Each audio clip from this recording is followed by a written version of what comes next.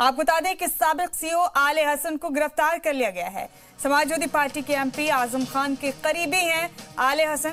आले हसन पर 50 से ज्यादा मुकदमे दर्ज हैं। कोर्ट में मुसलसल गैर हाजिर होने पर कुर्की का हुक्म हो चुका है आले हसन के इमलाक का। अहम अपडेट इस वक्त का रामपुर से आपको बता रहे हैं। साबिक सीईओ आले हसन को गिरफ्तार कर लिया गया है।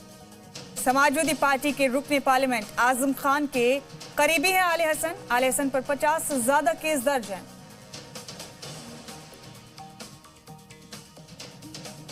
और हमारे नुमाइंदे सैयद आमिर हमारे साथ रामपुर से मौजूद है मजीद मालूमात लेकर। आमिर, सीईओ आले हसन को अरेस्ट किया गया है। 50 से ज्यादा मामले दर्ज हैं इन पर और कोर्ट में मुसलसल गैर हाजिर थे। इसी को लेकर कुर्की का हुक्म भी जारी हो चुका है। जरा तफसील से बताइए आले हसन के बारे में आमिर, हमारे नाज़रीन को। देखिए, ये जो है पूर्व सीईओ हैं, रिटायर हो चुके हैं और समाजवादी पार्टी की सरकार में रामपुर में लंबे समय तैनात भी रहे हैं।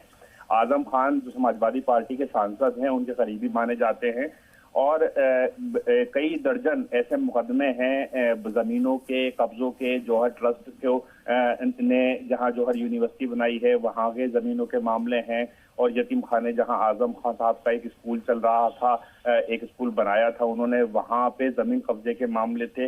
इसके अलावा भी सिविल लाइन क्षेत्र में कई ऐसे एक मामला था जो भी जमीन कब्जे का था, प्लॉट कब्जे का था, जिसमें इनको गैर जमानती वारंट चल रहा था। कुर्की का मामला भी हुआ था।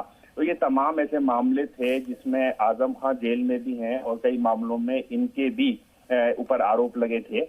और उसके बाद आज ये रामपुर कोर्ट में जो सीजीएम कोर्ट थे वहां पर सरेंडर की फिराक में थे, जिसके बाद इनको पुलिस ने गिरफ्तार कर लिया। आमिर, 50 से ज्यादा मुकदमे दर्ज है आले हसन पर बताया जा रहा है। किस किस तरह के मुकदमे, कौन कौन सी दफात में मुकदमे दर्ज हैं? देखिए, मुकदमों की एक बड़ी लंबी फहरिस्त है। अगर हम शुरू करें यहाँ पर जौहर यूनिवर्सिटी से, तो जौहर ट्रस्ट ने जो जौहर यूनिवर्सिटी बनाई है वहां पर करीब 2 दर्जन से ज्यादा किसानों ने ये आरोप लगाते हुए मुकदमा दर्ज कराया था कि जब समाजवादी पार्टी की सरकार थी तो उस वक्त ये सीईओ आले हसन थे, इन्होंने अपनी ताकत का गलत इस्तेमाल करवाकर उनसे जमीनें जो है जबरन जौहर ट्रस्ट ने कब्जा कर ली हैं, जिसमें आजम खान के ऊपर भी मुकदमे दर्ज हुए और इनके ऊपर भी मुकदमे दर्ज हुए। तो दूसरा जो बड़े मामले थे वो यतीम खाने के मामले थे। यतीम खाने की जो जमीन थी वो काफी बड़ी जमीन थी। उस जमीन के ऊपर आजम खान ने रामपुर पब्लिक स्कूल जो है बनवाया था। वहां पर जो लोग रह रहे थे, जो यतीमों की जो बस्ती थी, उस बस्ती को तहस नहस कर दिया गया था।